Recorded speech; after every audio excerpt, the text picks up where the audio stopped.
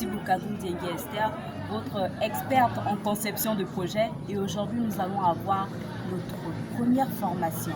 Et aujourd'hui nous allons aller du côté de RFI avec notre expert Didier à côté pour avoir un résumé sur la façon de bien concevoir un business plan. C'est quoi un business plan?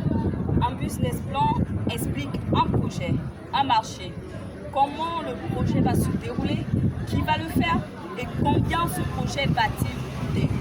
Seulement, et c'est ça le hic, mesdames et messieurs, dans beaucoup de business plans, eh bien, il n'y a pas d'accroche. Selon notre expert Didier à côté, un business plan, eh bien, il faut le voir, il faut vous mettre à la place du banquier, et ce banquier, ce dernier, il en reçoit beaucoup. Il faut qu'à la première lecture de votre business plan, de votre projet, il comprenne en quoi ce projet est original et en quoi il adopte une position différente par rapport à celle des autres. Il faut qu'à la première lecture, le projet crée une flamme pour celui qui le lit. C'est ce qu'on appelle en marketing l'élément de différenciation.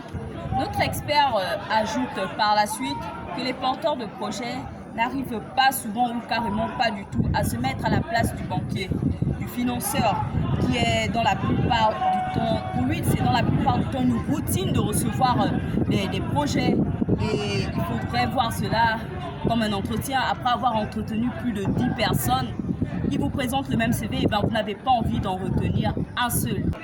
Autre conseil, lorsqu'on construit un business plan, il faut insister sur l'indice de marché. L'analyse du marché est essentielle et doit être assez poussée. Elle montre en quoi le produit ou le service qui va être vendu approche le marché de manière différente. Toujours selon notre expert Didier à côté, dans un business plan, il ne faut pas oublier le financement. Quelqu'un qui n'a pas d'argent pour son propre projet ne sera jamais, ou quoique rarement, financé. Il faut pouvoir montrer qu'on porte soi-même un risque pour son propre projet, autrement le banquier, il ne suivra pas. Et pour finir, mes très chers collègues, sachez que la diversification des ressources du financement est très importante. Elle montre la richesse du travail et que la banque n'est pas notre seule ressource et gestionnaire de risque. Je vous remercie.